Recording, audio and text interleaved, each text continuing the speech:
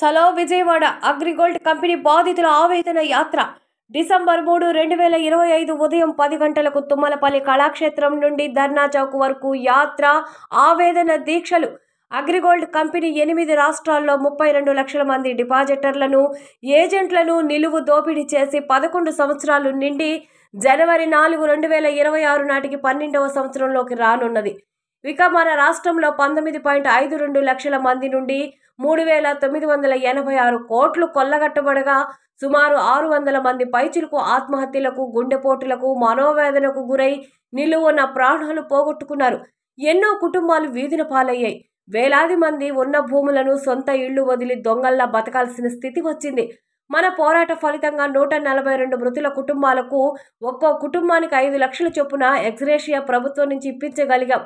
పట్టు విడువక పలుమార్లు వేలాది మందిని వీధుల్లోకి తీసుకొచ్చి ప్రభుత్వాలపై నిక్కచ్చితత్వంతో చేసిన నిరంతర పోరాటాల ఫలితంగా 20,000 లోపు ఉన్న 10,43,000 మందికి 906 కోట్ల రూపాయలు పైగా డిపాజిట్లను తిరిగి ఇప్పించిన ఘనత మన అగ్రిగోల్డ్ కస్టమర్స్ మరియు ఏజెంట్ వెల్ఫేర్ అసోసియేషన్కు చెందుతుంది. తొలినాట తెలుగుదేశం ప్రభుత్వం, తదుపరి వైసీపీ ప్రభుత్వం, నేడు కూటమి ప్రభుత్వం ఏర్పడి కొనసాగుతున్నది. ప్రభుత్వాలు మారినా అగ్రిగోల్డ్ కంపెనీ డిపాజిటర్ల, ఏజెంట్ల కష్టాలు తీరడం లేదు. కంపెనీ యాజమాన్యం తమ కుట్రలు, కుయుక్తులు కొనసాగిస్తూనే ఉంది. తాజాగా సిఐడి వారు అగ్రిగోల్డ్ కంపెనీ ఆస్తులను, భూములను సిఐడి డీజీ పేర మ్యూటేషన్ చేస్తుంటే అగ్రిగోల్డ్ కంపెనీ హైకోర్టులో కేసు వేసి అడ్డుకోవడం మరో దుర్మార్గమైన చర్య. రాష్ట్ర స్థాయిలో, జిల్లా స్థాయితో అధికారులతో కూడిన ప్రత్యేక కమిటీలు ఏర్పడి భూముల జియో ట్యాగింగ్, మ్యాటేషన్ విలువల లెక్కింపు మన కృషి ఫలితంగా జరుగుతున్నా వాటి పని మాత్రం నత్తనడకగా కొనసాగుతుంది. విజయవాడ కేంద్రంగా ప్రత్యేక కోర్టుకు ప్రభుత్వం గ్రీన్ సిగ్నల్ ఇచ్చినా ఇంకా కోర్టు ఆచరణలోకి రాకపోవడం శోచనీయం.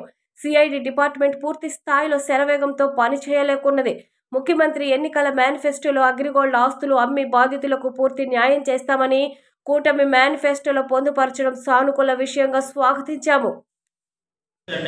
నా పేరు తిరుపతిరావు. నేను AgriGold customers and agents welfare association రాష్ట్ర ప్రధాన కార్యదర్శిని.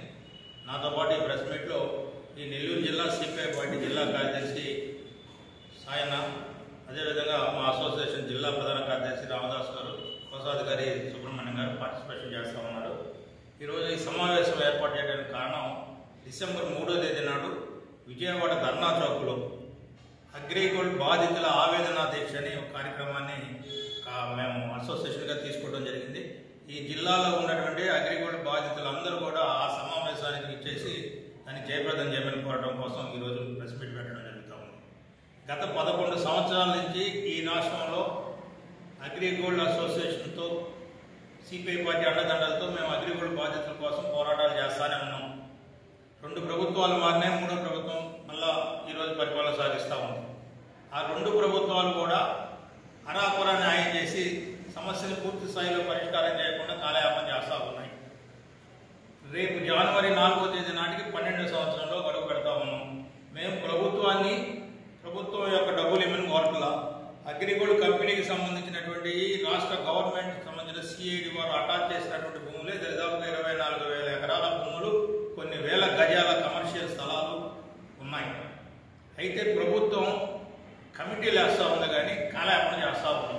రీసెంట్గా ఈ గవర్నమెంట్ మేనిఫెస్టోలో అగ్రిగోల్డ్ అంశాన్ని పెట్టి మేము చేసినటువంటి ఒక 2 కార్యక్రమాల వల్ల ఈ రాష్ట్రంలో రాష్ట్ర స్థాయి కమిటీని, జిల్లా స్థాయి కమిటీని వేసి ఆస్తుల వెరిఫికేషన్ ప్రక్రియను మొదలుపెట్టినాయి.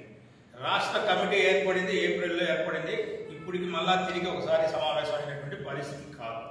11 లక్షల కుటుంబాలు కేవలం ఈ రాష్ట్రంలో ఆర్థికంగా నష్టపోయి సావడానికి సిద్ధంగా ఉన్నటువంటి పరిస్థితి. ఇప్పటికే 650 కుటుంబాలు ఈరోజు ఈ ఆర్థిక మోసం వల్ల ఇంట్లో వాళ్ళని కోల్పోయినటువంటి పరిస్థితి. ఈ దశలో ప్రభుత్వం సీరియస్గా ఈ సమస్యను తీసుకోవడం లేదు. మీకు చెప్పాలంటే ఈ జిల్లాకు సంబంధించి కందుకూరు నియోజకవర్గంలో ఉన్నటువంటి దార్గాన్పాడ్ అనేటువంటి విలేజ్లో ఈ మధ్య ఒక సంఘటన జరిగింది.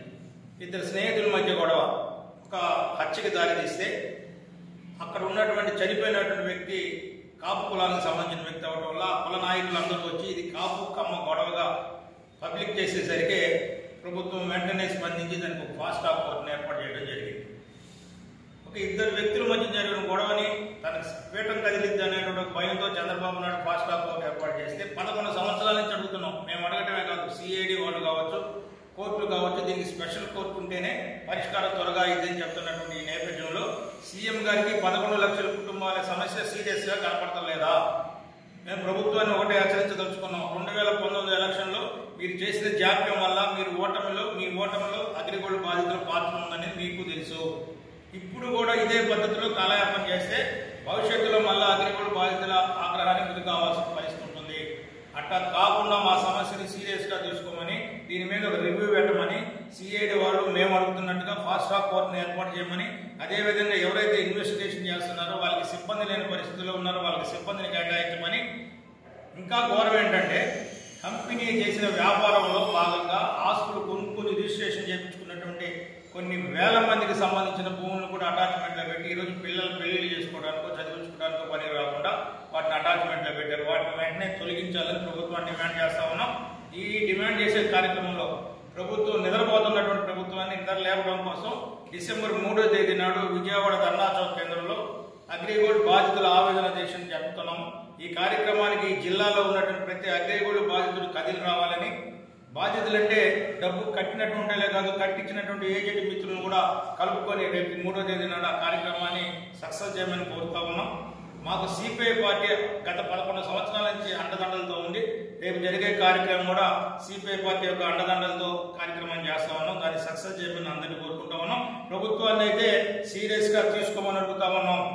ఒక కుటుంబం యొక్క హత్యలో నువ్వు ఎంత సీరియస్గా తీసుకున్నావు? 11 లక్షల కుటుంబాల ఘోష నీకు తగలకుండా ఉండాలంటే దీని మీద వెంటనే రివ్యూ పెట్టండి సీఎం గారిని రిక్వెస్ట్ చేస్తా ఉన్నాం.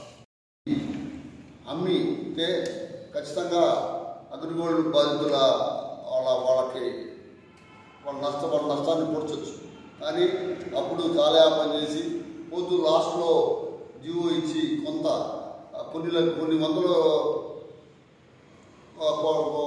కోట్ల రూపాయలు వరకు ఇచ్చేటట్టుగా చేసి అది కూడా డబ్బులు ఇవ్వకపోతే తర్వాత జగన్మోహన్ రెడ్డి ప్రభుత్వం కొంత ఆ డబ్బులు ఆ జీవో ప్రకారం కొంత రిలీజ్ చేయడం జరిగింది. అది చాలా తక్కువైన విషయం. అది ఇప్పుడు దాదాపు 11 లక్షల కుటుంబాలు ఈ యొక్క అగ్రిగోల్డ్ కంపెనీలో వాళ్ళ బాధితులుగా ఉండి వాళ్ళు 11 సంవత్సరాల నుంచి, అంటే 2026 జనవరికి పుష్కర కాలం ఉంది. 12 సంవత్సరాల పోరాటంకి 3 ప్రభుత్వాలు మారినా వాళ్ళ గోడు పట్టించుకోవడం లేదు. ఖచ్చితంగా భారత కమ్యూనిస్ట్ పార్టీగా ఈ 12 సంవత్సరాలు అగ్రిగోల్డ్ వాళ్ళ బాధితులను వాళ్ళ పక్షాన నిలబడి పోరాటం చేస్తూ ఉంది. ఇప్పుడు వెంటనే ఈ యొక్క ప్రభుత్వం ఎన్నికల్లో ఇచ్చిన వాగ్దానాలకి అనుగుణంగా ఖచ్చితంగా ఈ అగ్రిగోల్డ్ బాధితుల వాళ్ళ డబ్బులు వాళ్ళకి ఇవ్వమని, అగ్రిగోల్డ్ కంపెనీ అటాచ్ చేసిన ఆస్తుల్ని వేలం ద్వారాలో లేకపోతే చేయాలని, దానికోసం ఫాస్ట్ ట్రాక్ కోర్టులు ఇప్పుడు చెప్పారు తిరుపతిరావు గారు. ఫాస్ట్ ట్రాక్ కోర్టులు అక్కడెక్కడో రెండు కుటుంబం మధ్య కూడా దానికి ఫాస్ట్ ట్రాక్ కోర్టు పెట్టారు. అది వాళ్ళ స్వార్థం కోసం, వాళ్ళ రాజకీయ స్వార్థంతో చేశారు. కానీ ఇన్ని లక్షల కుటుంబాలు వీధులు పడుతుంటే ఇన్ని సంవత్సరాల నుంచి దాదాపు 600 మంది పైన అగ్రిగోల్డ్ బాధితులు వాళ్ళు ఆత్మహత్య చేసుకోవడం కానీ, గుండెపోటు ఇచ్చుకోవడం కానీ, మానసికంగా కృషి చనిపోయిన పరిస్థితి ఉంది. కాబట్టి ఖచ్చితంగా ఇప్పుడైనా సరే వెంటనే ఫాస్ట్ ట్రాక్ కోర్టులు వేసి ఈ యొక్క ఆస్తుల్ని అమ్మి, జప్తు కాబడిన ఆస్తుల్ని అమ్మి ప్రజలకి, అగ్రిగోల్డ్ బాధితులకి, వాళ్ళ ఏజెంట్కి న్యాయం చేయాలని చెప్పి భారత కమ్యూనిస్ట్ పార్టీ పక్షాన్ని మేము డిమాండ్ చేస్తాం.